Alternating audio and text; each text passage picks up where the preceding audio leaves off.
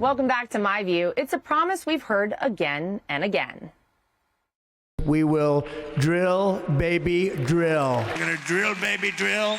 It's going to bring down prices, and your energy costs are going to go way down. We have more liquid gold under our feet than any nation on earth, and by far, it's called drill, baby, drill. And now that President Trump is back in office, it's about to become a reality because the Trump agenda promises to make American energy both accessible and abundant. And with demand rising at an unprecedented rate, it's Energy Secretary Chris Wright's job to make it a reality, to cut through unnecessary red tape, to propel energy innovation, and reverse the destructive mandates of the Biden administration. And Secretary Wright joins us now. Secretary, thank you so much for taking some time to be with us today. Your first order as Secretary of Energy is entitled Unleashing the Golden Era of American Energy Dominance. Tell everybody what that means and how it's going to impact everyday Americans. Oh, you bet, Laura. Look, the society that has the lowest cost, most secure, a most reliable energy system, has the best quality of life for its citizens, the greatest competitive advantages for its businesses, that's a society ready to thrive.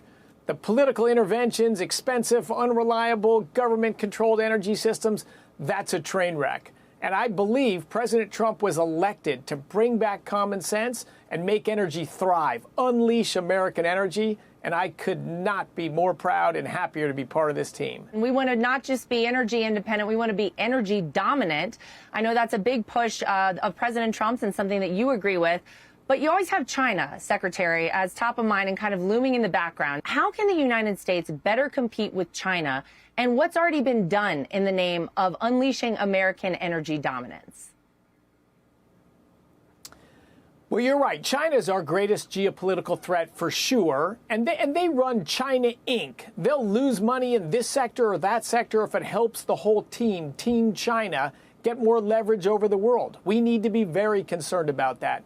Mining, critical minerals, the whole supply chain for wind and solar and batteries, that's dominated by China.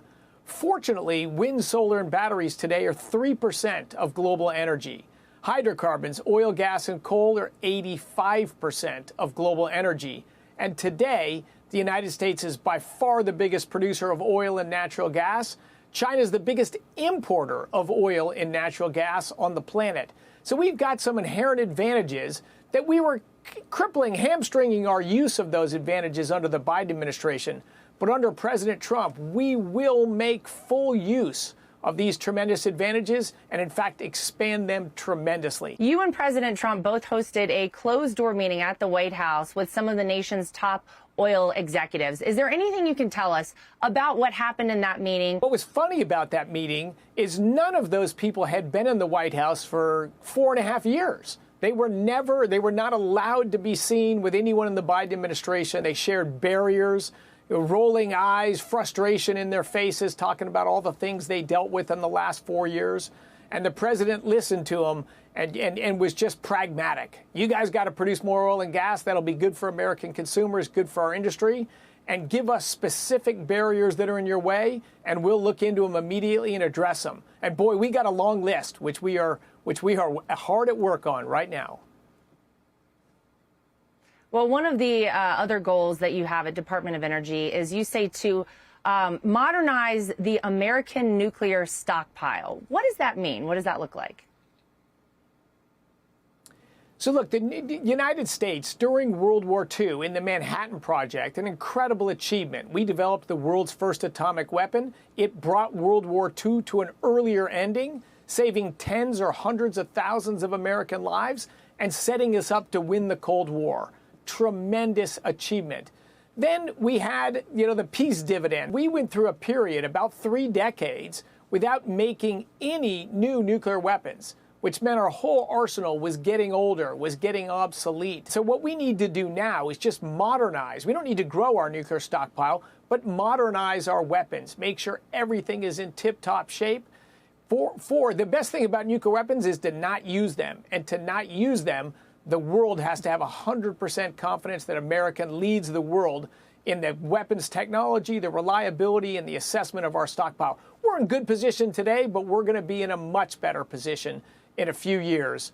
Again, with a president that's focused on that. Well, let me ask you about the Strategic Petroleum Reserve. It was fully drained, as you say, during Biden's tenure as president. Tell everybody why that is so important, why that is vital, and how do you even go about refilling it at this point? President Trump said, look, half of the oil in our Strategic Petroleum Reserve was drained for electoral reasons. And then they said maybe they'd refill it and they put a few barrels in here and a few barrels there. But it's still today barely over half full. And that just puts America at risk.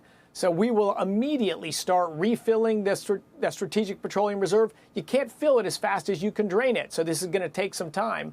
And by draining it so fast, they did some damage to the facilities and the salt caverns underground where oil is stored. So we're also having to spend money to repair that damage, repair the surface equipment, and then get oil flowing the other way to put the interest of American citizens and the security of our country first. Not politics, citizens. Well, Secretary Chris Wright, we're so glad that you're there, that you're working alongside President Trump to make sure these very important things happen. Thank you so much for spending a little time with us tonight.